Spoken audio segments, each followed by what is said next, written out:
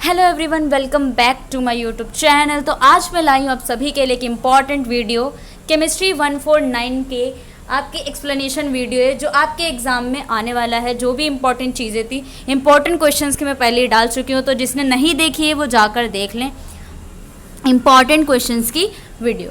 तो यहाँ पे ये एक्सप्लेनेशन वीडियो है जो आपके वन शॉट में मैं पूरी केमिस्ट्री कराने वाली हूँ 149 का। इसका एक फर्स्ट पार्ट जो है वो पहले ही अपलोड हो चुका है, तो इसका सेकंड पार्ट है आज मैं बताऊँगी। ठीक है, तो स्टार्ट करते हैं वीडियो विदाउट एनी डिले। तो हम थे यूनिट 4 पे, तो हम चलते हैं यूनिट 4 पे। तो ये है हमारा यूनिट 4 जहाँ पे आपको अमीनो एसिड्स के बारे में पढ़ना है। अमीनो एसिड्स में आप देखो, अमीनो एसिड इसका नाम क्यों है, आपके अमीनो यानी कि अमाइन ग्रुप प्रेजेंट है। एसिड्स का मतलब ये आपका कार्बोक्सिलिक ग्रुप प्रेजेंट होता है इसके स्ट्रक्चर में, और ऊपर जो होता है CH के ऊपर लगे होते हैं R ग्रुप्स। तो ये स्ट्रक्चर आपका बेसिक स्ट्रक्चर होता है अमीनो एसिड्स का। तो यहाँ पर मैं पहले बता चुकी थी और आपके मैं वो बता रही थी कि क्लासिफिकेशन हम कैसे करते हैं। तो यहाँ पे आप कन्फिग्रेशन देखना, क्लासिफिकेशन हम करते हैं on the basis of the nature of R group. तो क्वेश्चन में भी ये है कि आपको क्लासिफिकेशन करना है on the nature of R groups, यानी कि आर ग्रुप्स की प्रेजेंस में आप कैसे करोगे आर ग्रुप को बदल के। तो ये होता है आपका एलिफेटिक अमीनो एसिड्स, यानी कि ऐसे एलिफेटिक अमीनो एसिड्स जिनके पास एलिफेटिक चेन हो, यानी कि आर ग्रुप का चैन हो, यानी कि समझ लो ये आर ग्रुप, सॉरी ये कार्बन है, इसके पास आर ग्रुप के चेन से लगे हुए हैं। तो इस तरीके की जो हम इसको एलिफेटिक बोलते हैं। ठीक है, दूसरा होता है हाइड्रोक्सी अमीनो एसिड्स। यहाँ पे जो होता है हाइड्रोक्सी अमीनो एसिड्स के अंदर आपके जो हाइड्रोक्सिल ग्रुप लगे होंगे आपके आर ग्रुप में, जैसे कि आपका सेरिन है, टायरोसिन है, थ्रियोनिन है। नेक्स्ट है आपका सल्फर कंटेनिंग अमीनो एसिड, जहाँ पे आपका कंटेन होगा सल्फर। ठीक है, आर ग्रुप पे क्या होगा, आपका सल्फर लगे होंगे, इसके अंदर आएगा मिथ्योनिन एंड सिस्टीन। एग्जाम्पल भी आप देख लेना। ठीक है, एक दो एग्जाम्पल तो हर एक क्लासिफिकेशन में लिख देना। ठीक है, एसिडिक में आपका एसिड आएंगे, यानी कि आपके कार्बोक्सिलिक ग्रुप प्रेजेंट होंगे, और इसमें आता है आपका एस्पार्टिक एसिड और ग्लूटामिक एसिड। नेक्स्ट है आपका बेसिक अमीनो एसिड, जो आपके बेसिक्स होंगे, यानी कि आपका बेसिक लगे होंगे, यानी कि NH2 ग्रुप्स लगे होंगे हेट्रोसाइक्लिक रिंग में, वो आपको होता है आर्जिनिन, लाइसिन, हिस्टिडिन। नेक्स्ट है एरोमेटिक। एरोमेटिक में आपके क्या होंगे, एरोमेटिक ग्रुप्स लगे होंगे साइड चेन की जगह। ठीक है, तो उसमें आएगा आपका phenyl aniline and tyrosine and tryptophan. ठीक है, और नेक्स्ट है आपका imine amino acids. Imine amino acids जो होते हैं ये ऐसे अमीनो एसिड्स होते हैं जो कि डिफरेंट होते हैं अदर से। देयर इज इमाइन ग्रुप लगा होता है अमीनो ग्रुप की जगह। तो इसका एग्जांपल जो आप यहाँ पे जो मेंशन है वो है प्रोलिन। बी है आपका classification on the polarity of the R group, यानी कि आपको यहाँ पे क्लासिफिकेशन करना है पोलैरिटी ऑफ आर ग्रुप, यानी कि आपका एक होता है नॉन पोलर, दूसरा होता है पोलर अनचार्ज्ड आर ग्रुप। ठीक है, एक आपका नॉन पोलर है, नॉन पोलर में क्या, तो ये आपका नेक्स्ट हम जो क्लासिफिकेशन कर रहे हैं वो आर ग्रुप के पोलैरिटी की वजह से कर रहे हैं।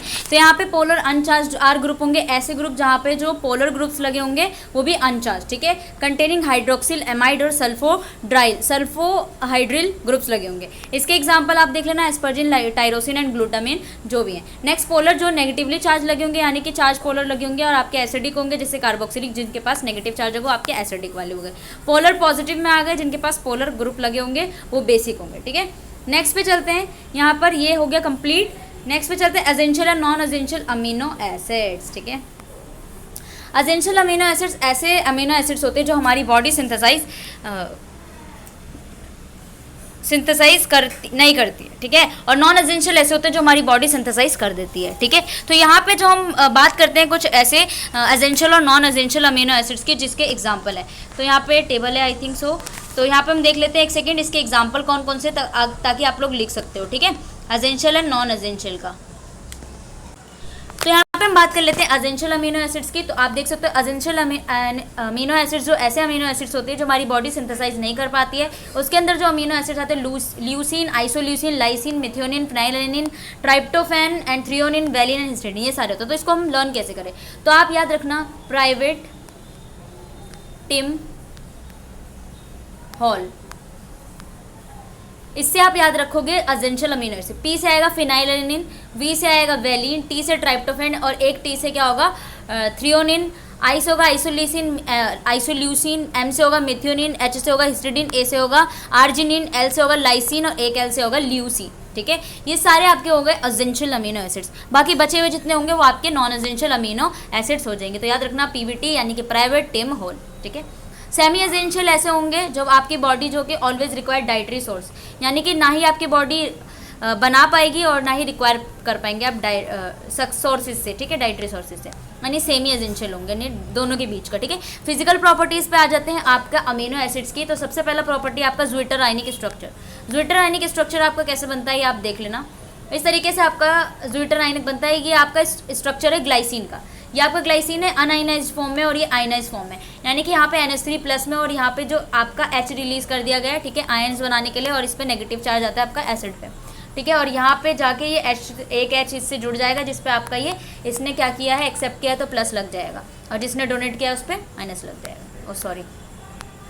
तो यहाँ पे चलते हैं, आपका एम्फोटेरिक नेचर होता है, डाईपोलर। ये देखो ज्विटर आयन ऐसे बनते हैं आपके, समझ लो। ये आपका कैटायन है, ठीक है, जहाँ पे ये प्रेजेंट है। ये आपका एनायन है जो आपका C+O- है, ठीक है। दोनों तरफ से क्या करेंगे, ये बीच का जो बनता है आपका, जो आपका दोनों आयनाइंस प्रेजेंट होंगे उसे हम ज्विटर आयन कहेंगे। यानी कि आपके पॉजिटिव NH3 भी प्रेजेंट है और CO- भी प्रेजेंट है, तो उसे हम बोलते हैं क्या, आप कैटायन होता है वो लो pH पे होता है और आपका एनायन जो है वो हाई pH पे होता है, ठीक है। तो इस तरीके से ज्विटर आयन बनता है। आइसोइलेक्ट्रिक पॉइंट क्या होता है आपका, आइसोइलेक्ट्रिक पॉइंट ऐसा पॉइंट होता है pH at which amino acids carry no net charge, यानी कि ऐसा pH जहाँ पे आपका अमीनो एसिड्स कोई भी चार्ज कैरी नहीं करता, उसे आइसोइलेक्ट्रिक पॉइंट कहते हैं, यानी कि PI कहते हैं। तो यहाँ पे आप देख सकते हो नेट चार्ज, देखो यहाँ पे समझ लो हमारे पास ज्विटर आयन बना रहे हैं, जैसे कि ये आपका एक अमीनो एसिड्स है और ये आपका दूसरा अमीनो एसिड है। यहाँ पे एसिडिक pH है, क्यों, क्योंकि ये पॉजिटिव वाला है, ठीक है। यहाँ पे ये कैटायन है और ये आपका एनायन है, तो इसका क्या है, बेसिक pH है, ठीक है। अब यहाँ पे ये आपका C डबल बॉन्ड हो, ये एसिडिक है, इसलिए इसका बेसिक pH होगा, सॉरी इसका pH बेसिक है और इसका pH क्या है, एसिडिक है। बीच में जो आपका बनता है, जहाँ पे आपका एक NH3 ग्रुप और आपका एसिडिक दोनों जुड़ेगा, उसको हम क्या कहेंगे, ज्विटर आयन। यानी कि पॉजिटिव और नेगेटिव दोनों ने नेट चार्ज क्या कर दिया, इसका 0 कर दिया, तो इस वजह से ये आपका क्या होगा, आइसोइलेक्ट्रिक पॉइंट होगा, ठीक है। दस depending on the pH of aqueous solution, तो आप यहाँ पे देख सकते हो, depending on the pH solution amino acids protein can exist in different ionic form, ठीक है। अब यहाँ पे क्या होता है, नेक्स्ट पे चलते हैं, आपका titration curve of amino acids का। देखो कैरेक्टरिस्टिक्स क्या हो सकते हैं, आपका अमीनो एसिड्स का टाइट्रेशन कर्व है। यहाँ पे देखो number of ionic groups and pK ionic और पीएच, आइसोइलेक्ट्रिक पीएच, ये सारी चीज़ें आपके टाइट्रेशन कर्व में आती है, ठीक है। इस तरीके से आपका कर्व होता है, ये टाइट्रेशन कर्व है आपका इक्विवेलेंस पॉइंट वाला, ठीक है। इस तरीके से इसको देख लेना। नेक्स्ट है आपको सेपरेशन करना है अमीनो एसिड्स का, तो आप कैसे सेपरेट करोगे, ठीक है, कैसे सेपरेट करोगे। वहाँ पे सबसे पहला आता है आपको पेपर क्रोमेटोग्राफी। पेपर क्रोमेटोग्राफी का हम यूज़ करते हैं separation of the amino acids के लिए। तो इसको कैसे सेपरेट करेंगे, पहले भी मैं पेपर क्रोमेटोग्राफी के बारे में बता चुकी हूँ, जिसको नहीं पता तो क्या नहीं पता तो मैं दोबारा बता देती हूँ, ठीक है। तो यहाँ पे हम इससे क्या करते हैं, पेपर क्रोमेटोग्राफी की हेल्प से हम अमीनो एसिड्स को सेपरेट करते हैं, ठीक है।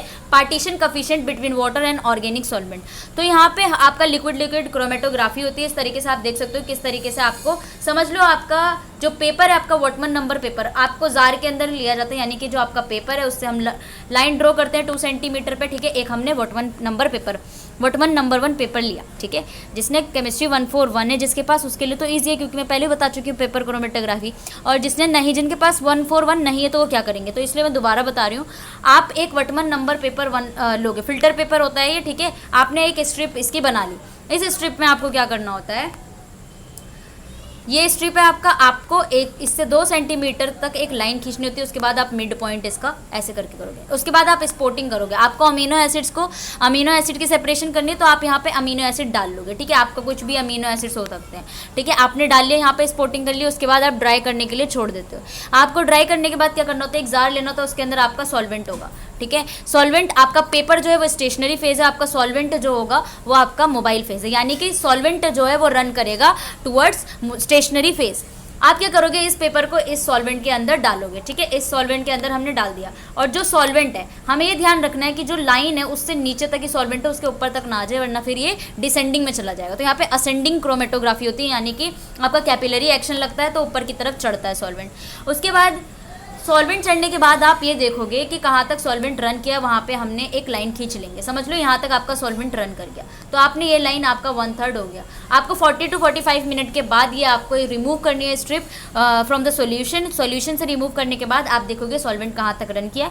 उसके बाद आप यहाँ पे जो है लाइन खींच लोगे। जब ये लाइन आप ड्रॉ कर लोगे उसके बाद आपके कलर्स भी दिखाई देंगे, ठीक है। वो कलर्स पे आपको पॉइंट लगा लेना है। उसके बाद आप इसका डिस्टेंस मेजर करोगे ओरिजिन से लेके कितना कितने दूर तक आपके वो जो कलर आए हैं वो बने हैं, ठीक है। उसके बाद आप क्या करोगे, यहाँ पे इनके हेल्प से आप RF वैल्यू कैलकुलेट कर लोगे। RF वैल्यू आप कैसे कैलकुलेट करोगे, समझ लो आपका सॉल्वेंट यहाँ तक रन किया, ये आपका सॉल्वेंट है, इतना डिस्टेंस है आपका, समझ लो 40 सेंटीमीटर तक, सॉरी 40 ज़्यादा हो गया, 10 सेंटीमीटर तक आपका सॉल्वेंट रन किया। और आपका जो है एक कलर इसका आपका 3 सेंटीमीटर तक रन किया और एक आपका 4 सेंटीमीटर तक रन किया। अगर मुझे इसकी RF वैल्यू कैलकुलेट करनी है तो जितना डिस्टेंस आपका एक कंपाउंड A से लगा है, यानी मैंने इसको A मान लिया, इसको B मान लिया, कि जितना डिस्टेंस आपका ट्रैवल किया कंपाउंड A ने 3, और जितना आपका सॉल्वेंट है, सॉल्वेंट ने रन किया वो 10। इस तरीके से हम कैलकुलेट कर लेंगे RF वैल्यू और हमारी RF वैल्यू आ जाएगी। ये आपका सेपरेशन हो गया। दूसरा जो हम सेपरेशन करते हैं वो आपका पेपर इलेक्ट्रोफोरेसिस से करते हैं।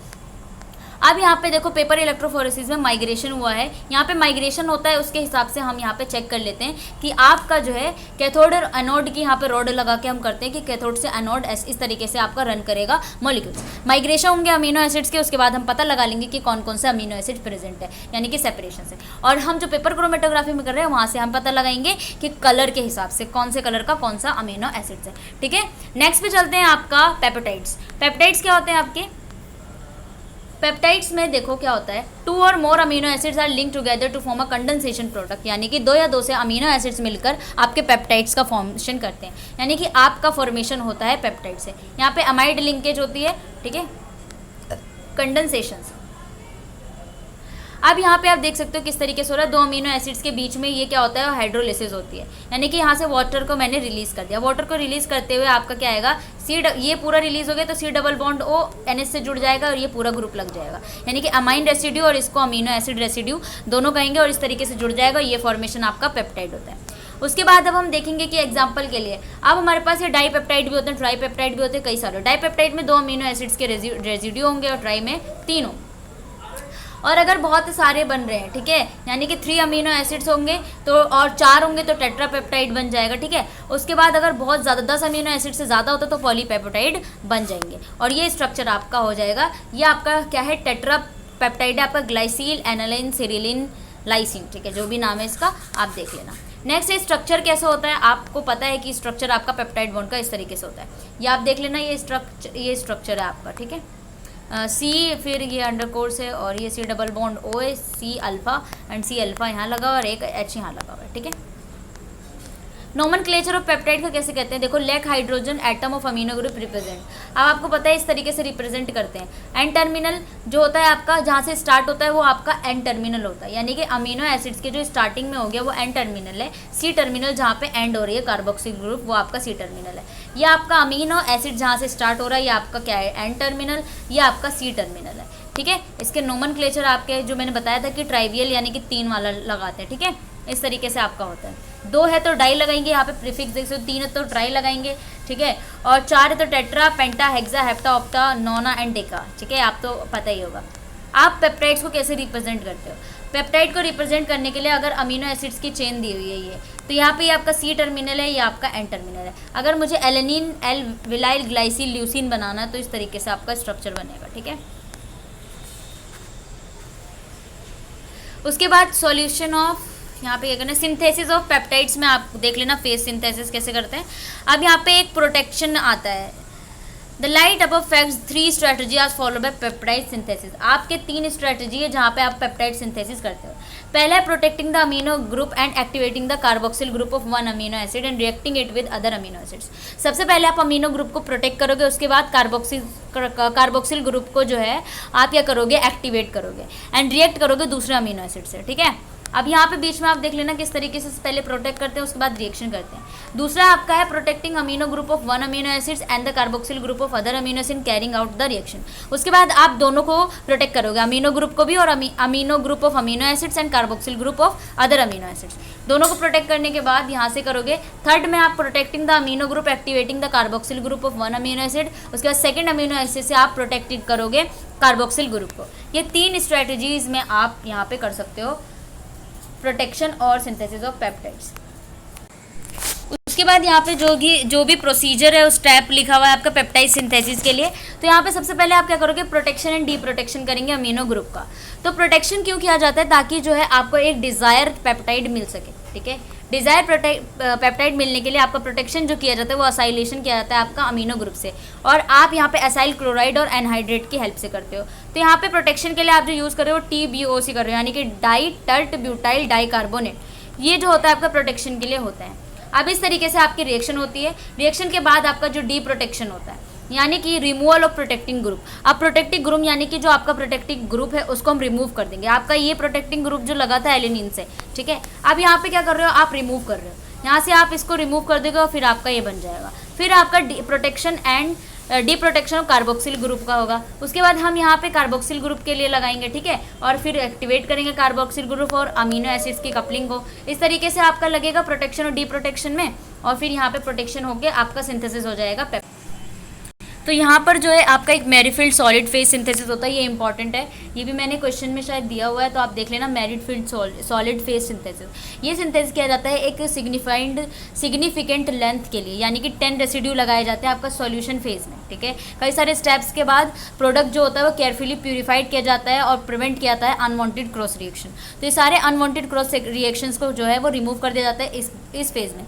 तो इस टाइप को हम कहते हैं मैरीफील्ड सिंथेसिस। अब यहाँ पे कई सारे 3 सेट्स ऑफ ऑपरेशन बताएं इस फेज सिंथेसिस में। सबसे पहला है chain assembly on the resin, यानी कि आपको रेजिन पे किया जाता है, एन टर्मिनल प्रोटेक्ट किया जाता है अमीनो एसिड से और अटैच किया जाता है पॉलीमर से, तो हम इसे कहते हैं एनकरिंग। उसके बाद क्लीवेज किया जाता है D protecting of the peptide chain का। यहाँ पे क्या होता है, पेप्टाइड को क्लीव किया जाता है रेजिन से, उसके बाद डी प्रोटेक्शन किया जाता है। फिर क्या होता है, प्यूरिफिकेशन होता है टारगेट पेप्टाइड का, यानी कि पेप्टाइड प्यूरिफाई होता है एडवांस क्रोमेटोग्राफिक मेथड से और स्पेक्ट्रोस्कोपिक मेथड से। ये आपका मैरीफील्ड सिंथेसिस है, ठीक है।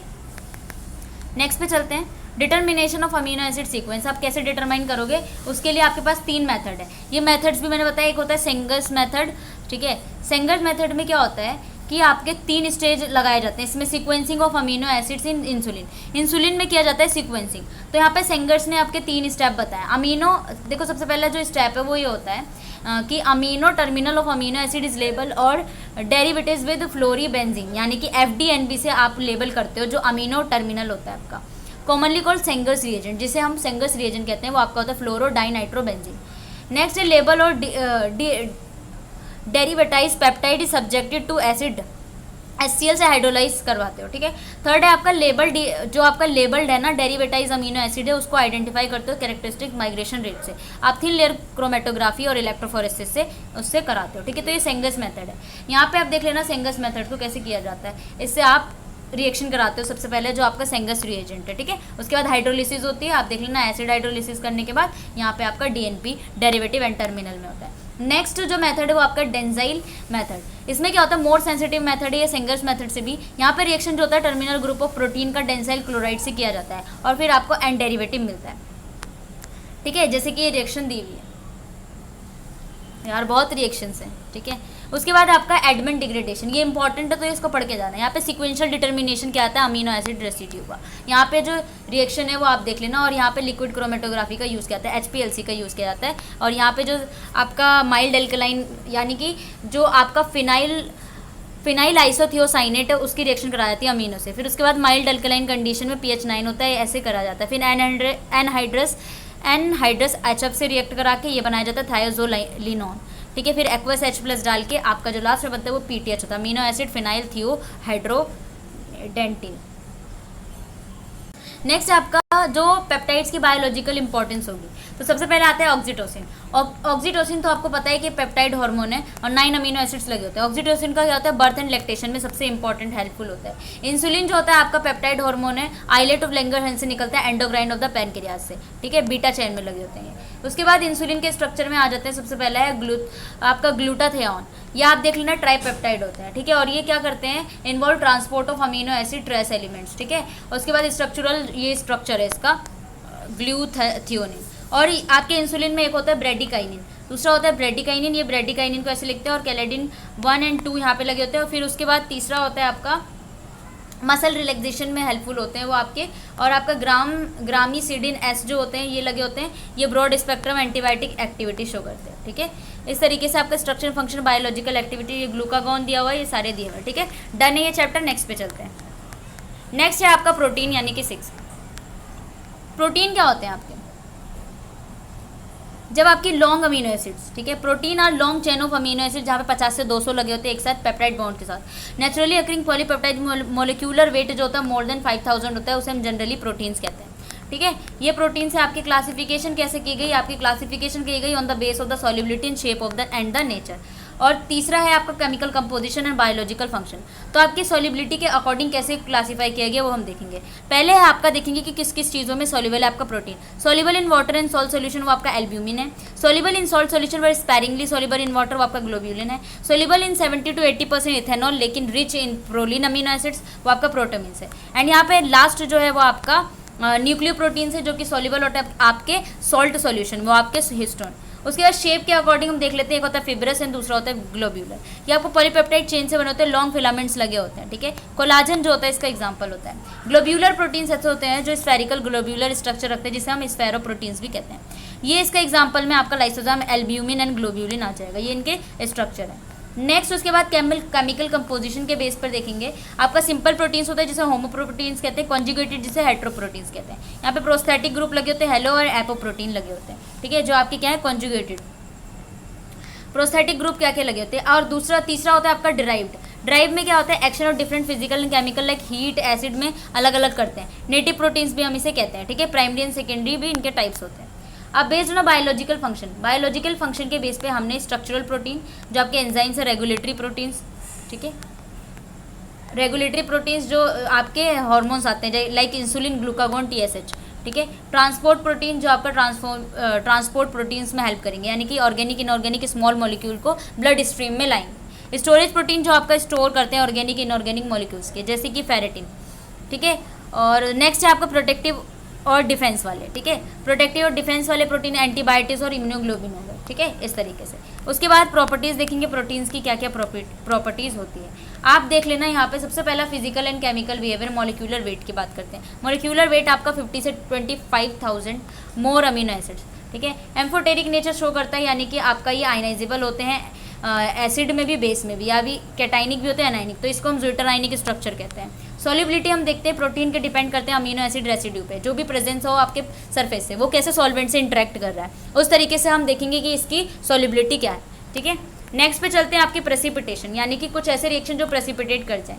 आपने देखो reverse is the reverse of solubility, यानी कि फैक्टर जो होता है लो सॉल्युबिलिटी और नॉन सॉल्युबिलिटी पर होता है, तब आपका प्रेसिपिटेशन होता है। यानी कि सॉल्युबिलिटी अगर लो होगी तो प्रेसिपिटेशन हो जाएगा। प्रेसिपिटेशन रिएक्शन में ये प्रोटीन्स हेल्पफुल होते हैं। डीनेचुरेशन का मतलब ये हो गया कि अनफोल्डिंग होगी पॉलीपेप्टाइड चेन की, या फिर डिस्ट्रप्शन हो गया, structure of the protein change हो गया, तो हम उसे डीनेचुरेशन कहते हैं। ठीक है, डीनेचुरेशन में आपका प्राइमरी स्ट्रक्चर चेंज नहीं होता, अमीनो एसिड सीक्वेंस जो होते हैं वो सेम रहते हैं। ठीक है, रीनेचुरेशन का मतलब है आपका दोबारा से प्रोटीन सेम बन गया।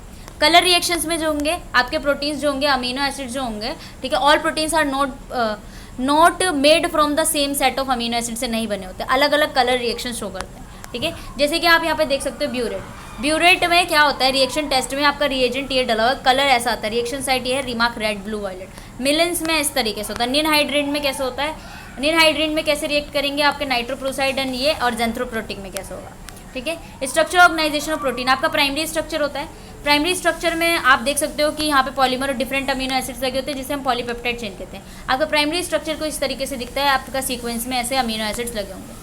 ठीक है, जैसे कि ये स्ट्रक्चर है आपकी प्राइमरी स्ट्रक्चर ऑफ ग्लूकागोन, इसका एग्जांपल जो होता है प्राइमरी स्ट्रक्चर में वो ग्लूकागोन है। ठीक है, नेक्स्ट पे चलते हैं peptide bond and protein folding. तो पेप्टाइड बॉन्ड कैसे बनता है between two amino acid. Disulphide bond जो होता है वो कैसे बनता है, आपका टाइप ऑफ कोवलेंट बॉन्ड है। यहाँ पे क्या होता है, स्टेबलाइजेशन आता है। इस डाइसल्फाइड बॉन्ड जो होते हैं, ब्रिज होता है, एक्सट्रीमली इंपॉर्टेंट स्टेबलाइजिंग होता है higher order of protein structure में।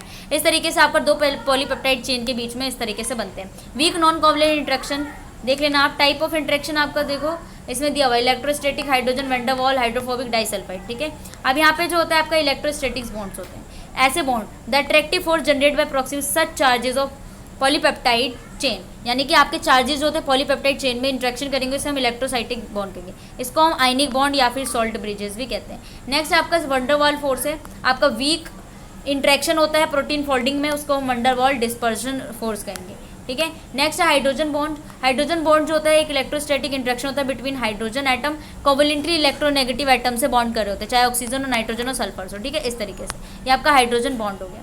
नेक्स्ट भी हाइड्रोजन बॉन्ड है, इसमें देख लेना आप।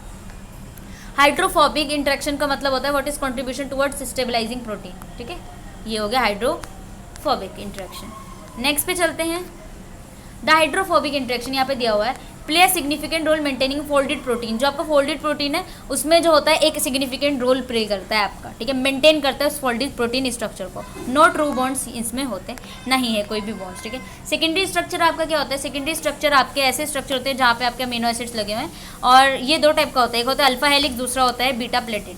अल्फा हेलिक्स जो होते हैं आपके इस तरीके से दिखाई देते हैं, आप देख लेना इस तरीके से, और इसको एक बारी रीड कर लेना। बीटा प्लेटेड आपका इस तरीके से दिखता है, ठीक है। पिच ऑफ द डीएनए आप ऐसे जो होता है डबल स्टैंडर्ड फॉर्म में लगे होते हैं। कोलाजन बीटा प्लेटेड शीट आप देख लेना, एक शीट की तरह लगे होते हैं, ठीक है। एंटी पैरेलल बीटा शीट्स होती हैं, इस तरीके से लगे होते हैं, इसके अंदर बॉन्डिंग्स होती है, और फिर इसे एग्जाम्पल देख लेना, ठीक है। नेक्स्ट पे चलते हैं टर्शरी स्ट्रक्चर, ये और कॉम्प्लेक्स स्ट्रक्चर होता है, रिपीटिंग स्ट्रक्चरल फीचर्स होते हैं अल्फा हेलिक्स और बीटा शीट्स का, उसको रिपीटिंग यूनिट में लगाकर हम इस तरीके से बना देते हैं, ये आपका हो गया टर्शरी स्ट्रक्चर, ठीक है। यहाँ पे डीनेचर्ड वगैरह आप देख लेना कैसे है, ठीक है, स्टेबल ग्लोब्यूलर यहाँ पे लगे होता है। नेक्स्ट है क्वाटरनरी स्ट्रक्चर, क्वाटरनरी स्ट्रक्चर जो होता है ऑल लेवल ऑफ फोल्डिंग हो गई, यानी कि क्वाटरनरी का मतलब यहाँ पे हीम ग्रुप लगे होते हैं, ठीक है। हीम ग्रुप क्या होता है, non helical stand help alpha helix portion to fold back one another compact globular structure, non protein molecule लगा होता है उसमें हीम ग्रुप लगे होते हैं, ये नॉन प्रोटीन यहाँ पे हीम की सोसाइटी लगे होते हैं, ये आपके मियोग्लोबिन से, ये आपके हीमोग्लोबिन से, तो हीम ग्रुप्स आपका क्वाटरनरी स्ट्रक्चर है, हीमोग्लोबिन और मियोग्लोबिन आपके क्वाटरनरी स्ट्रक्चर है। हीमोग्लोबिन आपका कैसे ट्रांसपोर्ट करते हैं एज अ ट्रांसपोर्ट प्रोटीन में, तो हीमोग्लोबिन बाइंड करता है ट्रांसपोर्ट ऑक्सीजन से पूरे बॉडी में। Transport function of haemoglobin molecule जो होता है वो क्वाटरनरी स्ट्रक्चर पे डिपेंड करता है पूरा का पूरा, ठीक है। इस तरीके से आपका डायग्रामेटिक शो किया हुआ है कि आपका जो ये वाला स्ट्रक्चर है वो हीमोग्लोबिन है, और जो ये वाला स्ट्रक्चर है वो आपका मियोग्लोबिन से बाइंडिंग है, ठीक है। ये आपका ऑक्सीजन है, परसेंट ऑक्सीजन सेचुरेशन, और यहाँ पे जो होता है partial pressure of oxygen. Biological function में आप कैसे देखोगे प्रोटीन्स का, प्रोटीन एक्ट एज एंजाइम, अब यहाँ पे फंक्शन देख लेना और उसके एग्जांपल देख लेना, यानी कि ऐसे एंजाइम जो कैटलिस्ट करते हैं बायोकेमिकल रिएक्शन को, चाहे डाइजेशन हो और सबस्ट्रेट लेवल हेल्प करते हैं, ब्रेकडाउन में रीअरेंजमेंट भी करते हैं, catalase, oxidase and digestive enzymes, amylase, trypsin वगैरह। ट्रांसपोर्ट में आपका हीमोग्लोबिन एंड एल्ब्यूमिन आते हैं जो सब्सटेंस को कैरी करते हैं और ब्लड में ले जाते हैं। ये हार्मोन्स में आपके केमिकल सिग्नलिंग होती है, इंसुलिन, ग्लूकागोन, थायरोक्सिन। कॉन्ट्रैक्टाइल में आपके इफेक्ट करते हैं मसल कॉन्ट्रैक्टर में, वो आपके होते हैं एक्टिन एंड मियोसिन। नेक्स्ट है स्टोरेज में आपका प्रोवाइड करते हैं नरिशमेंट, जो भी डेवलपमेंट होता है, और आपके लेग्यूम हो गए, प्रोटीन्स, एग्जाम्पल एल्ब्यूमिन। डिफेंस में आपका जो बॉडी को फॉरेन पैथोजन से बचाते हैं, इम्यूनोग्लोबिन हो गए। स्ट्रक्चर प्रोटीन जो आपका डिफरेंट स्ट्रक्चर बनाने में और शेप ऑफ द स्केलेटन्स, जैसे कि आपका साइटोस्केलेटन हो गया, एक्टिन, ट्यूबलिन एंड कैरेटिन, ठीक है। ये भी चैप्टर हो गया। नेक्स्ट पे चलते हैं। नेक्स्ट है आपका देखो थर्ड वाला एंजाइम, आप एंजाइम के बारे में पढ़ोगे 7, 8, 9 में, तो आप यहाँ पे देख लेंगे कि 7 क्या है, ठीक है। सबसे पहले हम एंजाइम की बात करेंगे, तो एंजाइम्स जो होते हैं आपके, एंजाइम जो होते हैं आपके बायोलॉजिकल कैटलिस्ट होते हैं, यानी कि बायोलॉजिकल कैटलिस्ट की तरह हेल्प करते हैं। अब यहाँ पे हम देखेंगे कि एंजाइम्स को नोमेनक्लेचर कैसे किया जाता है। एंजाइम में देखो लैक्टेट, यहाँ पे जो आपका ये लैक्टेट सबस्ट्रेट है, यहाँ पे एंजाइम है डिहाइड्रोजिनेज, LDH यानी कि लैक्टेट डिहाइड्रोजिनेज, फिर ये पाइरुवेट में तोड़ेगा। यूरिया को अगर तोड़े तो उसमें लगेगा यूरिएज, इथेनॉल को तोड़ा है तो उसमें लगेगा डिहाइड्रोजिनेज। इस तरीके से आपकी होती है। सिस्टमिक और ट्राइवियल क्या होता है देखो, ये भी मैंने बताया था कि आपको डिफरेंस करना है between systemic and trivial. The nomenclature work fine initially when the number of enzyme was not the large, ठीक है। नोमेनक्लेचर हो जाता है, नंबर ऑफ एंजाइम जो होते हैं लार्ज नहीं होते। लार्ज नंबर ऑफ एंजाइम के लिए क्या होता है, नोमेनक्लेचर जो होता है वर्क नहीं कर पाता है, ओवरलैप कर जाता है। तो इंटरनेशनल कमीशन ऑन एंजाइम ने, इंटरनेशनल यूनियन ऑफ बायोकेमिस्ट्री ने एक नोमेनक्लेचर ऑफ एंजाइम को कमीशन किया, यानी कि आपका कमीशन ऑफ एंजाइम ने क्या किया, एक क्वेश्चन अराइज किया, systematic and logical nomenclature for enzyme recommend 2 steps of nomenclature होगा, यानी कि आपके 2 स्टेप में नोमेनक्लेचर किया जाएगा जो कि आपके लार्ज एंजाइम होंगे। अब एक होगा सिस्टमिक, दूसरा होगा ट्राइवियल, ठीक है। नोमेनक्लेचर को इस तरीके से किया जाएगा। सिस्टमिक में क्या होता है, वे all the known enzyme are given code numbers.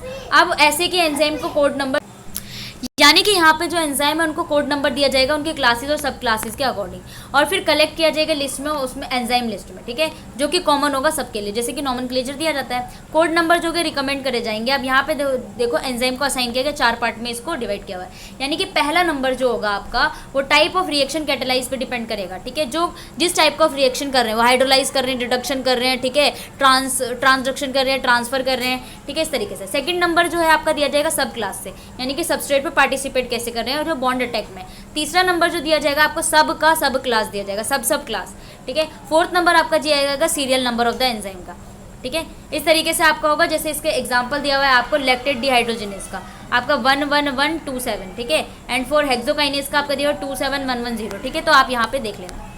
Trivial में ये हो गया ना तीन चीज़ें। क्लासिफिकेशन ऑफ एंजाइम, एंजाइम की क्लासिफिकेशन करने के लिए देखो 3 प्रिंसिपल्स हैं। पहला, enzyme is to name by adding the suffix ase. आपको एंजाइम में जो है वो एज लगाया जाता है, ठीक है, सफिक्स में।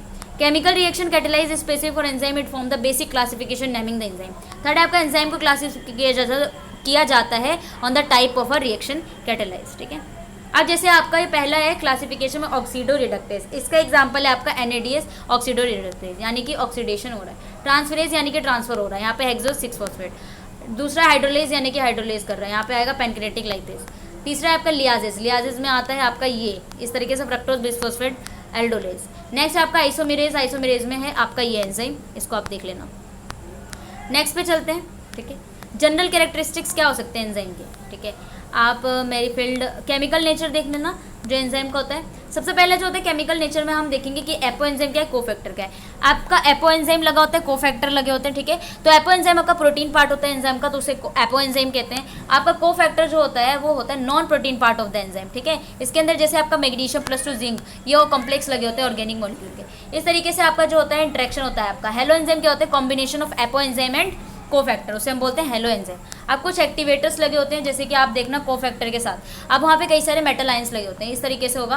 कोएंजाइम ऐसे होता है जो कि when the cofactor of enzyme is a non proteinic organic molecule, तो उसको कोएंजाइम कहते हैं। प्रोस्थेटिक ग्रुप ऐसे होता है जो कि एपो एंजाइम से टाइटली बाउंड होते हैं, ठीक है।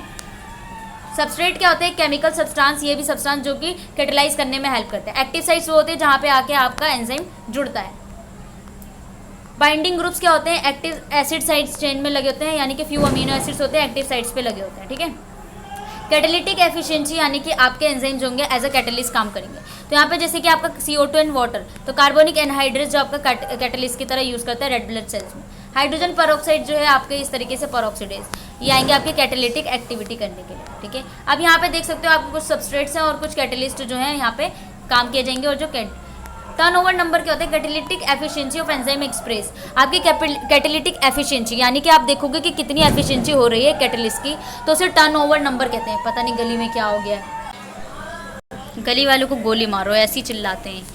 तो हम टर्नओवर नंबर कह रहे हैं, यानी कि आपको देखना है कैटेलिटिक एफिशिएंसी कितनी है एंजाइम की, ठीक है। तो उसे टर्नओवर नंबर कहते हैं। आप यहाँ पे देख सकते हो कि कार्बोनिक एनहाइड्रेस की कितनी है, और इस तरीके से आप देखना टर्नओवर नंबर किसका सबसे ज़्यादा है। स्पेसिफिसिटी ऑफ एक्शन, यानी कि आपका एंजाइम जो होता है स्पेसिफिक होता है एक नेचर के लिए। Specificity of enzyme for a substrate not only involve the strength of binding the substrate enzyme but also velocity भी करवाता है, ठीक है। नेक्स्ट पे चलते हैं, आपका लॉक एंड की थ्योरी आप देख लेना। लॉक एंड की थ्योरी इस तरीके से किया जाता है, किसने दिया था, फिशर ने दिया, ठीक है। यहाँ पे जो होता है आपका जो लॉक है और ये की चेन है इस तरीके से होगा, यानी कि जो लॉक है वो आपका एंजाइम होगा और जो कीज होंगी वो आपके सबस्ट्रेट्स है, तो इस तरीके से जुड़ जाएंगे, तो लॉक की मैकेनिज्म हो गया। दूसरा आपका induce fit theory. Induce fit theory जो होता है यहाँ पे लाइन मॉडर्न नॉलेज वन में से not only have the lock and key to fit each other but they have to flexible enough for the best fit, यानी कि flexibility होगी ना, तो इसे इंड्यूस फिट कहते हैं। इस थ्योरी के अंदर ये आता है आपका ये एंजाइम है एक्टिव साइड से, ये सबस्ट्रेट है इस तरीके से फिट हो गया, तो ये एक्टिव साइड से ES कॉम्प्लेक्स बन गया एंजाइम सबस्ट्रेट। रेगुलेशन कैसे किया जाता है और ये डन हो गया, ठीक है। नेक्स्ट पे चलते हैं। नेक्स्ट है आपका, ओहो क्या हो रहा है यार, नेक्स्ट यहाँ पे एंजाइम एक्शन रेगुलेशन में आप देखना, देखो मैकेनिज्म आपको देखना है। पहले मैंने बता दिया कि E+ यानी कि एंजाइम और सबस्ट्रेट मिलकर ES कॉम्प्लेक्स बनाते हैं, और ये भी मैंने बोला था हाइड्रोजन बॉन्डिंग कर रहे हैं। आपको बताना है कि ट्रांजिशन ऑफ स्टेट थ्योरी में देखो सबसे पहले जो होता है ना आपकी एक्टिवेशन एनर्जी होती है, यानी कि एंजाइम की प्रेजेंस से आपकी एक्टिवेशन एनर्जी लो होती है, ठीक है, उसको हम ट्रांजिशन स्टेट कहते हैं। एंजाइम आपकी एक्टिवेशन एनर्जी को कैसे लो करता है ये आपके क्वेश्चन में, उसको आप एक बार ही पढ़ लेना, ठीक है। Sorry for the background noise, क्योंकि शादी हो रही है यहाँ पे सॉरी यार, हमेशा कोई ना कोई नॉइज़ करता है, अगर घर वाले चुप है तो फिर ये बाहर वाले भी, ठीक है। तो आप यहाँ पे देख लेना किस तरीके से किया जाता है, ये आपका होता है ओरिएंटेशन इफेक्ट। ओहो गॉड, अब यहाँ पे जो है जो इंपॉर्टेंट होगा मैं यहाँ पे बता दूंगी आपको, मेजरमेंट कैसे किया जाता है। उसके बाद आप देख लेना फैक्टर्स अफेक्टिंग। फैक्टर्स अफेक्टिंग आपके कंसंट्रेशन ऑफ द सबस्ट्रेट से क्या फर्क पड़ेगा आपका, ठीक है। उसके बाद आपका टेम्परेचर से क्या फर्क पड़ेगा। इस तरीके से सिग्निफिकेंस ऑफ वीमैक्स जो है आपको सिग्निफिकेंस भी देखना है कि वेलोसिटी मैक्सिमम और आपका केएम जो है किस तरीके से करता है। आपका वीमैक्स यहाँ पे देखो all the enzyme molecule have form enzyme substrate complex बनाते हैं, ठीक है। कंटिन्यूसली क्या होता है यहाँ पे सबस्ट्रेट से आपका प्रोडक्ट बनता रहता है। तो वीमैक्स वैल्यू एंजाइम में फुली सैचुरेटेड होते हैं और ये वैल्यू जो होती है आपकी कंपेयर किया जाता है कि एक्टिविटी क्या है वेरियस एंजाइम की, और ये कैटेलाइज द सेम रिएक्शन में होती है, ठीक है। शादी हो रही है यार, आज ही बारात निकलनी ज़रूरी थी यहाँ पे, सॉरी। ओह गॉड। सिग्निफिकेंस देखो आप बैकग्राउंड नॉइज को अवॉइड करते हुए चलेंगे, ठीक है। तो यहाँ पे देखो आप सिग्निफिकेंस आपको देखना है केएम का, ठीक है। तो वी मैक्स का हो गया। अब आपको पता है कि KM is equal to the concentration of substrate, यानी कि V is equal to half. KM जितना होगा उसका हाफ जो है वो वी मैक्स होगा, ठीक है। All enzyme are form enzyme reaction, ठीक है। इस तरीके से आप देख लेना क्या सिग्निफिकेंस है। कंसंट्रेशन पे कैसे डिपेंड करता है, इस तरीके से देखना। पीएच से कैसे आपका इफेक्ट पड़ता है एंजाइम का, ठीक है। इस तरीके से आपका पीएच इफेक्ट करते हैं, यानी कि रिएक्शन रेट बढ़ाओगे इंक्रीजिंग देन डिक्रीजिंग, ठीक है। Optimum pH. ओहो गॉड। और जो आपका मैक्सिमम कैटालिटिक एक्टिविटी होती है वो इस पॉइंट पर होती है जहाँ पे सैचुरेट हो जाएंगे, ठीक है। उसके बाद घटने लग जाता है, ठीक है, ऑप्टिमल पीएच पर। नेक्स्ट आपका टेम्परेचर पे क्या है, सेम जैसे पीएच पे इफेक्ट करता है, पहले इंक्रीज होगा देन उसके बाद लॉस हो जाएगा एंजाइम को, तो ऑप्टिमल पीएच पे इस तरीके से काम करेगा टेम्परेचर पे, ठीक है। और यहाँ पे एंजाइम इनिबिशन यानी कि इनिबिट करते हैं एंजाइम को, तो उसको हम बोलते हैं एंजाइम इनिबिशन। एंजाइम की एक्टिविटी को रेगुलेट कैसे करते हैं, तो रेगुलेशन होता है आपका सबस्ट्रेट या प्रोडक्ट से। आप कैसे करोगे, एलोस्टेरिक ग्रुप लगा दो, ठीक है। रेगुलेशन कैसे करोगे, एलोस्टेरिक ग्रुप लगा दोगे केएम और वीमैक्स को बढ़ा के। एलोस्टेरिक रेगुलेशन में क्या होगा, आप पहले एंजाइम यानी कि regulation some biosynthetic pathway occurs by mode in such a cases first enzyme biosynthetic pathway में लगाओगे वो इनिबिट किया जाएगा एंड प्रोडक्ट से, ठीक है। तो वो एलोस्टेरिक ग्रुप लग जाएगा। अब यहाँ पे जो होता है on the basis of work carried out several other pathway लगाए थे ओनली द फर्स्ट एंजाइम, ठीक है। और दूसरा फाइनल प्रोडक्ट जो होता है मेटाबॉलिक पाथवे में नो स्ट्रक्चरल रिसेंबल, ठीक है। रेगुलेटरी मॉलिक्यूल्स को हम इफेक्टर कहते हैं, लास्ट में एलोस्टेरिक ग्रुप लग जाते हैं। इस तरीके से आपका जो होता है हो जाएगा। रेगुलेशन कैसे होगा, कोवेलेंट मॉडिफिकेशन से, not much important. Iso enzyme आपका थोड़ा सा इंपॉर्टेंट कि आइसो एंजाइम क्या होते हैं, यानी कि ऐसे enzyme the term iso is reverse to the form of enzyme. Iso का मतलब इसका रिवर्स फॉर्म हो जाएगा एंजाइम का, जो कैटलाइज करते हैं सेम रिएक्शन में। Isolated from the same species differ in amino acid sequence में, ठीक है। अमीनो एसिड सीक्वेंस में अलग होंगे।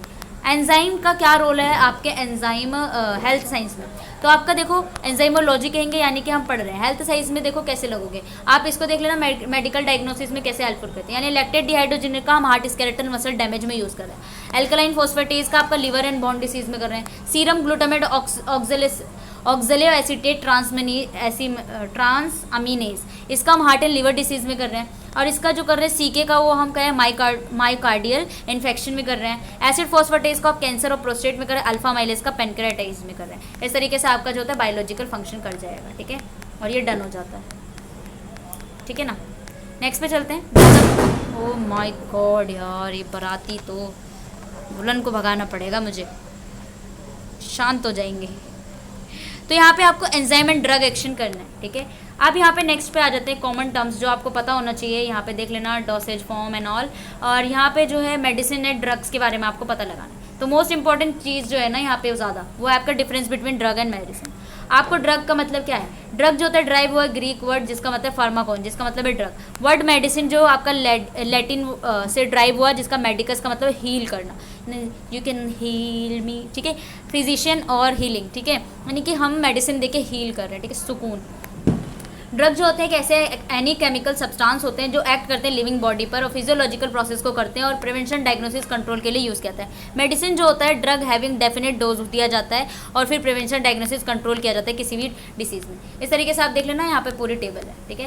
प्रोसेस इन ड्रग एक्शन आपको देखना है कि प्रोसेस क्या है ड्रग एक्शन। आपको फार्माडायनामिक्स एंड फार्माकोकाइनेटिक्स क्या होता है, pharmacodynamics and pharmacokinetics is the study of biochemical physiological effect of the drug in the body. आपको बायोकेमिकल एंड फिजियोलॉजिकल दोनों इफेक्ट पढ़ना है।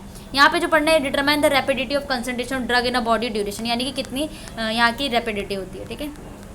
नेक्स्ट जो आपका यहाँ पे इंपॉर्टेंट है मैकेनिज्म, मैकेनिज्म और ड्रग एक्शन में देख लेना, drug accept the gene base, ठीक है। यहाँ पे लाइक एंजाइम्स होते हैं, यहाँ पे फिजिकल फॉर्म होता है, आपका एब्जॉर्बिट प्रॉपर्टी होती है। अब ड्रग को आपको 4 चीज़ों में डिवाइड किया गया है। एक है स्टिमुलेशन, डिप्रेशन, इरिटेशन, रिप्लेसमेंट। यानी कि stimulation increase the selective activity को इंक्रीज कर देता है, आपका सिक्रेशन ऑफ फ्रॉम ग्लैंड का सिक्रेशन स्टार्ट करता है, उसे स्टिमुलेशन। डिप्रेशन का मतलब होता है डिक्रीज कर the activity of the specialize cell की। इरिटेशन का मतलब नॉक्सियस इफेक्ट हो जाता है, यानी कि drug on the growth, nutrition वगैरह पे इफेक्ट कर जाता है। रिप्लेसमेंट का मतलब सर्टेन ड्रग्स जो होते हैं यूज किया जाता है replace some missing endogenous component को। Bio bactericidal and cytotoxic action जो होते हैं वो किल करते हैं, ठीक है, kill parasite cancerous cells. Drug receptors होते हैं यहाँ पे।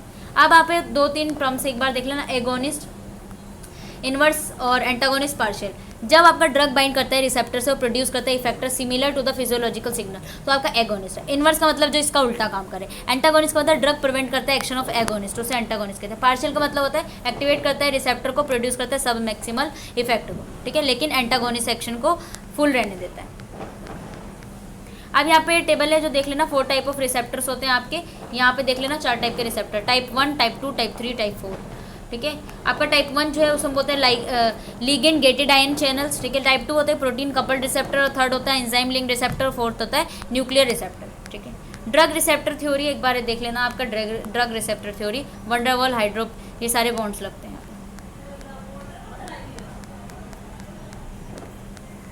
एंजाइम ड्रग टारगेट भी एक बार देख लेना, ठीक है, क्या होता है एंजाइम ड्रग टारगेट, ठीक है। यहाँ पे क्या होता है, प्रीवियस यूनिट आपने देखा कि मल्टी स्टेप में केमिकल रिएक्शंस हो रही है, तो यहाँ पे केएम वैल्यू वगैरह होते हैं। अब यहाँ पे देख लेना, enzyme induction and non competitive inhibition do not change the affinity of enzyme. आपका एंजाइम इंड्यूस हो रहा है किसी भी चीज़ में और नॉन कॉम्पिटिटिव इनिबिशन हो रहा है, वो आपकी अफिनिटी ऑफ द एंजाइम को चेंज नहीं कर सकती। केएम जो होता है वो अनऑल्टर्ड होता है। Enzyme stimulation, competitive inhibition respectively decrease and increase KM value, ठीक है। किस तरीके से करता है केएम वैल्यू को इंक्रीज एंड डिक्रीज, वो आप यहाँ पे देख लेना। नेक्स्ट पे खत्म ये भी। नेक्स्ट पे चलते हैं आपका यहाँ पे आपको पढ़ना है लिपिड, वॉल्यूम 2 में आ जाते हैं, आपको पढ़ना है lipid, nucleic acid and metabolism, ठीक है। आपका ब्लॉक 1 में लिपिड एंड न्यूक्लिक एसिड पढ़ोगे, उसके बाद बायो एनर्जेटिक एंड मेटाबॉलिज्म पढ़ने के बाद आपका ये खत्म हो जाएगा, ठीक है। चलते हैं, मैं सोच रही हूँ 1 घंटे में कंप्लीट कर दूँ मैं इसे, ठीक है, आप भी बार बार नहीं दो। यहाँ पे आपको पढ़ना है lipid 1, lipid 2, nucleic acid, replication, transcription. Replication transcription आप पहले पढ़ चुके हो, अगर दोबारा पढ़ना चाह रहे हो यार तो थोड़ा सा मेरे ना वो वीडियो देख लेना एक बार, थोड़ा सा जहाँ पे रेप्लिकेशन वगैरह होगा ना वहाँ से देख लेना। लिपिड्स जो होते हैं are not a structural biomolecule, strictly biomolecule नहीं है, क्योंकि इनका जो होता है मोलिक्यूलर वेट कम होता है जो आपके होते हैं। ग्लिसरॉल फैटी एसिड से बने होते हैं, इसीलिए आपके लिपिड्स में आपके होंगे मोनोग्लिसराइड, डाइग्लिसराइड एंड ट्राइग्लिसराइड, इस तरीके से आपके होंगे। इंपॉर्टेंट फंक्शंस क्या होते हैं आपके, मेन फंक्शंस जो होते हैं ना लिपिड्स के वो ये एट द सेलुलर लेवल पे ये जो होते हैं सिग्नलिंग मॉलिक्यूल की तरह काम करते हैं। पता नहीं किसकी बारात निकली इतनी रात में, पता नहीं यार कितनी बारात निकालेंगे आज, सारे पटाखे तो यही फोड़ देंगे आज। ओह माय गॉड यार, प्लीज़ आप ना बैकग्राउंड नॉइज़ को ना प्लीज़ अवॉइड कर देना। आई नो कि ये बहुत ज़्यादा डिस्टर्बेंस क्रिएट कर रहा है, जब मैं यहाँ पे बोल नहीं पा रही तो फिर आपको सुनने में तो और ज़्यादा क्रिएट करेगा डिस्टर्बेंस। पता नहीं कहाँ से बारात आई है बिहार के लोग। Oh God sorry sorry for this, इसको कट करेंगे। आई डोंट नो क्या बोल दिया मैंने, sorry. These form the structural components in cell membrane and lipids store in the body। आपको देखना है कि ये लिपिड के क्या क्या मेन फंक्शन है। मैंने यहाँ पे मजाक किया था, ओह गॉड, ठीक है, तो इसीलिए कोई बुरा ना माने, ठीक है।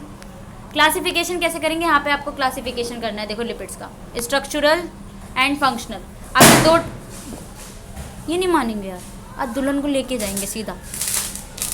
गॉड यार ये आग लगा देंगे आज, इनकी वजह से हमारा ये लेक्चर ख़राब हो रहा है। बस ठीक है ना, पढ़ना है, हमारे तो एग्जाम चल रहे हैं, बारात से क्या मतलब हमको, किसी की भी आया जाए, ठीक है। तो लिपिड्स को हम क्या करें, क्लासीफाई कर रहे हैं on the basis of structural and functional. तो यहाँ पे स्ट्रक्चर पे आपके सिंपल लिपिड्स होते हैं, आपके वैक्सेस, ऑयल, फैट्स एंड ये हो गया आपका ट्राइग्लिसराइड्स। कंपाउंड में आपके होते हैं फॉस्फोलिपिड, ग्लाइकोलिपिड, ड्राई लिपिड्स। आपके फंक्शन होते हैं स्टोरेज, मेम्ब्रेन, स्पेशलाइज, ये सारे होते हैं। तो आप यहाँ पे एक बार देख लेना इनको कैसे करना है इसको क्लासीफाई, ठीक है। Saturated, okay. आपके उसके बाद हम देखेंगे types of fatty acids. Fatty acids के भी आपके टाइप है, एक आपके सैचुरेटेड फैटी एसिड्स, दूसरा अनसैचुरेटेड, और आपके fatty acids contains functional group of कार्बो। Saturated में आप देख लो क्या होता है, यहाँ पे सिंगल बॉन्ड्स होते हैं ओनली, तो हम इसीलिए इनको सैचुरेटेड कहते हैं, ठीक है। अनसैचुरेटेड में आपके double and triple bonds present होंगे, इसीलिए हम उनको कहेंगे क्या कहेंगे, अनसैचुरेटेड। यहाँ पे आपके मूफा और ये पूफा जी होते हैं, यानी कि मोनो अनसैचुरेटेड फैटी एसिड्स, और ये होते हैं पॉली अनसैचुरेटेड फैटी एसिड्स। अब यहाँ पे आप इसके एग्जाम्पल्स 1-2 एग्जाम्पल लिख देना, देन मोर देन इनफ, ठीक है। अब यहाँ पे इपॉक्सी और hydroxy and essential fatty acids क्या होते हैं जो आपकी बॉडी नहीं बनाएगी, और नॉन एसेंशियल जो आपकी बॉडी बना लेगी। अब यहाँ पे कुछ प्रॉपर्टीज़ है फैटी एसिड्स का, आप देख लेना। फिजिकल प्रॉपर्टीज़ में सबसे पहले सॉल्युबिलिटी आ जाते हैं, यानी कि आपके एलिफैटिक वाले किस में सॉल्युबल होंगे। मेल्टिंग पॉइंट आता है जहाँ पर डिग्री ऑफ अनसैचुरेशन भी आता है।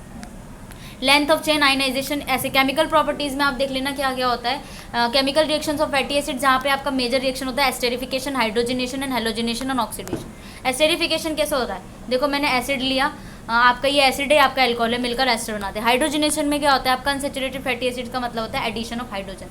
हाइड्रोजनेशन में आपका हम क्या कर रहे हैं, एडिशन कर रहे हैं। यहाँ पे आपका एलडीएल आता है और एचडीएल आता है, यानी लो डेंसिटी और हाई डेंसिटी लिपोप्रोटीन्स आते हैं, हार्ट डिसीज में हेल्पफुल होंगे, ठीक है। उसके बाद हेलोजिनेशन होगा, यानी कि आप क्या कर रहे हो, हेलोजिनेशन का मतलब क्या कर रहे हो, आप एक्स को जोड़ रहे हो। एक्स क्या है आपका, हेलाइड है, ठीक है, एक्स को जोड़ रहे हो, ठीक है। अनसैचुरेटेड डबल बॉन्ड्स, ठीक है, तो एक्स को जोड़ रहे हो आप, यहाँ पे आयोडीनेशन कर रहे हो, यानी कि आयोडीन जोड़ रहे हो, ठीक है। हाँ, एक चीज़ और है, आपका आयोडीन नंबर क्या होता है, number of gram iodine required to saturate 100 gram of the lipid, यानी कि कितने नंबर ऑफ आयोडीन, कितने नंबर ऑफ ग्राम आयोडीन चाहिए, यानी कि कितने ग्राम ऑफ आयोडीन चाहिए आपके सैचुरेट करने में 100 ग्राम ऑफ लिपिड को। देन ऑक्सीडेशन का मतलब तो आप समझते हो, यानी कि हम ऑक्साइड्स को जोड़ रहे हैं। फैट्स एंड ऑयल्स में आप देख लेना कि फैट एंड ऑयल कैसे करें और इमल्शन आने हैं। हाइड्रोलिसिस और ए ग्लूकोज, एक बार देखा। मैकेनिज्म सॉप एक्शन आपका इंपॉर्टेंट है, तो यहाँ पे सॉप एक्शन देख लेना। आपका OH और टेल में क्या होता है, फैटी एसिड चेन लगे होते हैं, ठीक है। इस तरीके से मिसेल्स आपका बन जाता है, फिर आपकी कपड़ों की धुलाई हो जाती है। वैक्सीज में आ जाते हैं, आपका ये क्या आते हैं, फॉर्म ऑफ ऐसे फॉर्म होते हैं फैटी एसिड्स के जो कि एस्टेरिफिकेशन होते हैं मोनोहाइड्रिक अल्कोहल से और हाई मोलिकुलर वेट पे, वो आपके वैक्सीज होते हैं, ठीक है। और ये खत्म, टाटा बाय हो गया। नेक्स्ट पे चलते हैं, लिपिड्स 2। लिपिड्स 2 में भी बहुत सारी चीज़ें हैं यार। बायोलॉजिकल इंपॉर्टेंट, यानी कि मैंने बताया था कि ह्यूमंस में कैसे करते हैं। फॉस्फोलिपिड्स आपको पता है कहाँ पे होते हैं, प्लाज्मा मेम्ब्रेन में लगे होते हैं, ठीक है। बाई लेयर होता है आपके फॉस्फोग्लिसरॉल्डिहाइड, फॉस्फोग्लिसरेट्स इस तरीके से लगे होते हैं। एम्पीपैथिक का मतलब होता है जो आपका जो फ्लूइड मोज़ेक मॉडल है ना, वहाँ पे नेचर होता है, यानी कि स्ट्रक्चरल फीचर्स लगे होते हैं, लिपिड्स लगे होते हैं, और ये बहुत polar and non polar phosphate group लगे होते हैं, ठीक है। इस तरीके से इनका प्रेजेंस होता है। नेक्स्ट में यहाँ पे सेफ्रिन लेसिथिन्स आपके प्लाज्मा मेम्ब्रेन में प्रेजेंट होते हैं, ये आपका फॉस्फोलिपिड है। जो कि ग्लाइकोलिपिड्स ऐसे लिपिड्स हैं आपके जहाँ पे ग्लाइकोलिपिड्स लगे होते हैं, वाइडली डिस्ट्रीब्यूटेड होते हैं, most of the tissue and body में लगे होते हैं, नर्वस टिश्यूज़ में होते हैं, ठीक है। इस तरीके से इनका स्ट्रक्चर है। और ये आप देख लेना। लिपोप्रोटीन्स क्या होते हैं, आपके लिपोप्रोटीन्स जो होते हैं lipid beings insoluble in water होते हैं, जो कि ट्रांसपोर्ट नहीं होते, वो आपके लिपोप्रोटीन्स होते हैं। एपोलिपोप्रोटीन्स में आपके आगे LDL और HDL, यानी कि हाई डेंसिटी और लो डेंसिटी लिपोप्रोटीन्स, ठीक है। नेक्स्ट में चलते हैं स्टीरॉइड। स्टीरॉइड्स जो होते हैं आपके साइक्लिक लिपिड्स होते हैं, ठीक है, जिनके पास फैटी एसिड्स नहीं होते हैं और नॉन स्पॉनिफिएबल होते हैं, यानी 4 fused and fully saturated ring लगे होते हैं, जिसे हम ये बोलते हैं, ठीक है। इस तरीके से लगे होते हैं स्टीरॉइड में, स्टीरेन इस तरीके से लगा होता है। स्टीरॉइड हार्मोन्स में आपका एडिनल कॉर्टिको स्टीरॉइड्स होते हैं, ये आपके एडिनल से आते हैं। ग्लूकोकॉर्टिकोइड्स वगैरह होते हैं, मिनरलोकॉर्टिकोइड्स होते हैं। मिनरलोकॉर्टिकोइड्स में एब्जॉर्प्शन होता है sodium and chlorine and hydrogen का। एस्ट्राडायल होता है आपका, और एस्टिरेन फीमेल सेक्स ऑर्गन एस्ट्रोजन को निकालने में होता है, एस्ट्रोजन नहीं है, एस्ट्रोजन है, ठीक है। प्रोस्टाग्लैंडिन होता है आपका पॉली अनसैचुरेटेड फैटी एसिड्स, यानी कि आपके पोफा जी, ठीक है। इस तरीके से इनका स्ट्रक्चर होता है, और ये कई सारे डिसीज़ में हेल्पफुल है, रेगुलेटर की तरह काम करते हैं आपकी, और इन्फ्लामेटरी रिएक्शन को रोकने के लिए, जैसे कि अस्थमा। स्ट्रक्चर जो है आपका बायोमेम्ब्रेन, कंपोजिशन जो होता है आपका देख लेना, क्या क्या कंपोजिशन है आपका बायोमेम्ब्रेन में। देन उसके बाद मेम्ब्रेन का स्ट्रक्चर देख लेना, इस तरीके से होता है, यानी कि हाइड्रोफोबिक टेल एंड हाइड्रोलिपिक हेड, और फिर फ्लूइड मोज़ेक मॉडल। दोबारा यहाँ पर फिर से आ गया, और मैं एक बार बता चुकी हूँ, इसीलिए आपको दोबारा करना पड़ेगा। कुछ फंक्शन है बायोमेम्ब्रेन का, आपका क्या करते हैं, सिलेक्टिव बैरियर की तरह काम करते हैं दो सेल के बीच में। सेल मेम्ब्रेन जो होता है response cell to cell communication कराता है, और ये भी स्पेशलाइज फंक्शन भी करता है, जैसे कि आपका एसएचएस मेम्ब्रेन और माइटोकॉन्ड्रिया क्लोरोप्लास्ट एनर्जी ट्रांसड्यूसर की तरह भी काम करता है, ठीक है। डन। नेक्स्ट पे चलते हैं, बम। न्यूक्लिक एसिड आ जाते हैं। न्यूक्लिक एसिड आपको पता है कि आपके 2 टाइप के न्यूक्लिक एसिड होते हैं, आपका RNA एंड DNA, ठीक है। अब यहाँ पे आपको बायोलॉजिकल रोल देखना है न्यूक्लिक एसिड में, आपके कैसे थ्रेड ऑफ द लाइफ होता है। कंपोनेंट्स में आपको सबसे पहले देखना है न्यूक्लियोटाइड। न्यूक्लियोटाइड में क्या होते हैं आपके फॉस्फेट ग्रुप और नाइट्रोजन बेसिस होते हैं। नाइट्रोजनस बेसिस आपके इतने होते हैं, 4 टाइप के होते हैं, adenine, thymine, guanine, cytosine. Thymine की जगह आपका यूरेसिल होता है, वो RNA में प्रेजेंट होगा, ये चारों बाकी आपके DNA में प्रेजेंट होंगे। इस तरीके से आपका स्ट्रक्चर बन जाता है ये, ठीक है, ये आप देख लेना। राइबोन्यूक्लिक एसिड, DNA और RNA में क्या डिफरेंस है वो आप अच्छे से देखिए। Single stranded, double stranded, adenine, guanine, cytosine, thymine आपके DNA में प्रेजेंट होता है, और यूरेसिल आपका as the present in the place of thymine आपका प्रेजेंट होता है यूरेसिल, ठीक है। फॉर्मेशन कैसे होता है, पॉलीन्यूक्लियोटाइड चेन का। DNA पॉलीमरेज और RNA पॉलीमरेज का सबसे ज़्यादा इंपॉर्टेंट फंक्शन होता है। एंजाइम से आपका DNA पॉलीमरेज, और RNA सिंथेसिस के जो एंजाइम है वो आपका RNA पॉलीमरेज है।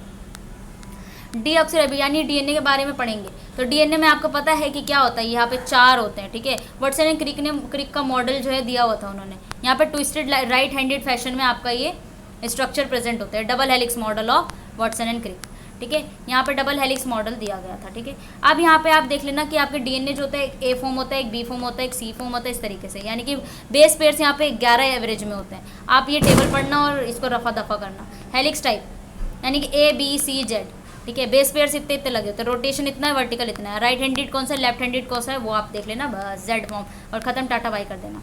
अब यहाँ पे जो आपका डबल हेलिक्स स्ट्रक्चर है ना, उसके कुछ की फीचर्स थे, यानी कि जो आपके दोनों चेन होते हैं वो अपोजिट डायरेक्शन होते हैं, जिसे हम एंटी पैरेलल कहते हैं। दोनों स्ट्रेट्स जो होते हैं कॉम्प्लीमेंटरिटी होते हैं, यानी कि अलग। एडेनिन हमेशा थाइमिन से पेयर करेगा विद डबल बॉन्ड, और साइटोसाइन आपका हमेशा ग्वानिन से पेयर करेगा विद ट्रिपल बॉन्ड,